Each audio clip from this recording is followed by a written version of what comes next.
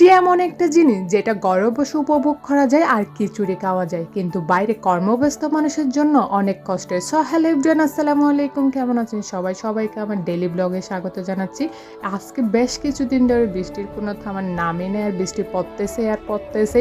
2-1 minute একটু তো এরপরে কিন্তু আবারও অনেক বেশি ঝুম বৃষ্টি শুরু হয়ে যায় আর কি। এত বেশি বৃষ্টি পরে কোনো কিছুই করতে পারে না। আর এদিকে তো প্রায় 10 দিন ধরে কাপড় শুকানোর নামে নাই আর কি। মানে বাইরে তো রোদ নাই, ঘরের ভেতর শুদ্ধ ফ্যানের বাতাসে মানে কাপড়গুলো শুকাচ্ছে না। কি আর করবো, কিছু করার নাই। এদিকে ভিডিও করতে গেলে মানে যখন রান্না করতে যাই না, নাইলে বিদ্যুৎ থাকে না এই বৃষ্টির কারণে, নাইলে অনেক বেশি অন্ধকার।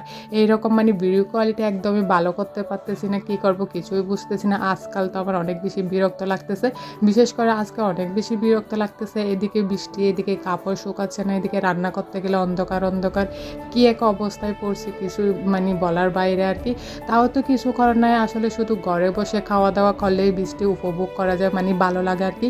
কিন্তু যারা কর্মব্যস্ত মানুষ না, বাইরে বের হতে হয় বা আরও হাজারটা কাজ করতে হয়, তাদের জন্য কিন্তু এই বৃষ্টি অনেক বেশি কষ্টের হয়ে যায়। যারা সকালবেলা অফিসে যায় অনেক বেশি বৃষ্টির মধ্যে, আর দূরে অফিস হলে তো তাইলে কোনো কথাই নাই, অনেক বেশি কষ্ট হয়। তো কী করবে, কর্মব্যস্ত মানুষ তো ঘরে বসে আর বৃষ্টি উপভোগ করতে পারবে না, আর খিচুড়িও খাইতে পারবে না। কাজের সন্ধানে তো বের হতেই হবে, যেহেতু পেট আছে খাইতে হবে। তো কাজের সন্ধানে তো বৃষ্টি হোক রোদ হোক যাই হবে হোক না কেন, বের হতেই হবে। আসলে একটা কথা কি জানেন, কর্মব্যস্ত মানুষ বা ঘর থেকে বের হয়ে যারা কাজ করে তাদের জন্য কখনোই বৃষ্টি উপভোগ করার মানে বিষয়টা না আর কি। যারা ঘরে বসে দিন কাটায় বা শুধু একটু রান্না করে খায়, তাদের জন্য হয়তো বৃষ্টিটা উপভোগ করা যায়। কিন্তু এমন অনেক গৃহিণী আছে না, যাদের বৃষ্টিতে ভিজে ভিজেও রান্না করতে হয়, আসলে অনেক কষ্ট করতে হয়। এই বৃষ্টির মধ্যে যদি বাচ্চার মায়ের কাপড় শুকাতে অনেক বেশি প্যারা হয়ে যায় আর কি। আসলে সব কিছু মিলিয়ে না 2-1 দিনের বৃষ্টি ভালো লাগে, তৃতীয় চতুর্থ দিন হতে হতে না বৃষ্টি অনেক বেশি বিরক্তর কারণ হয়ে দাঁড়ায় আর কি। আসলে আমরা মানুষরা না এইরকমই, যখন অনেক বেশি রোদ হয় মানে অনেক বেশি গরম পড়ে না, তখন আমরা বৃষ্টি খুঁজি আর কি আল্লাহর কাছে। আবার যখন কয়েকদিন টানা বৃষ্টি হতে থাকে, তখন আমরা বলি যে আল্লাহ এবার বৃষ্টি বন্ধ করেন, এবার একটু রোদ দেন, অনেক বেশি এরকম অনেক বেশি সেরকম। আসলে আমাদের প্রয়োজনের শেষ নাই।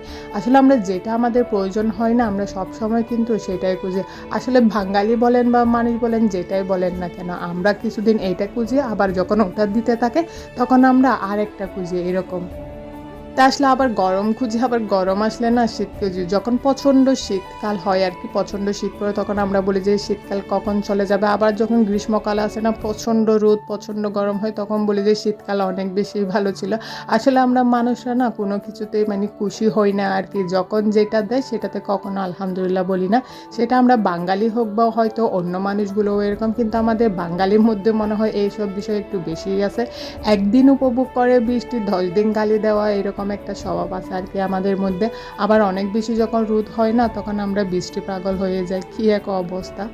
একটা কথা কি জানেন, আমরা কেউ না প্রয়োজনের বাইরে না। আমাদের যখন যেটা প্রয়োজন হয় আমরা না শুধু সেটাই খুঁজি, বাকি সব কিছুতেই না আমরা অনেক বেশি বিরক্ত হই আসলে। কিন্তু হয়ে থাকে আর কি সবসময়। আজকের ভিডিওগুলো অনেক বেশি অন্ধকার অন্ধকার, তাও এডিটের মাধ্যমে যতটা একটু ব্রাইট করতে পারছি করছে। আসলে বিদ্যুৎ না থাকলে আরও বেশি খারাপ লাগে, কিছুই করেন না। তো আজকে এই পর্যন্ত, সবাই অনেক বেশি ভালো থাকবেন, সুস্থ থাকবেন। আসসালামু আলাইকুম।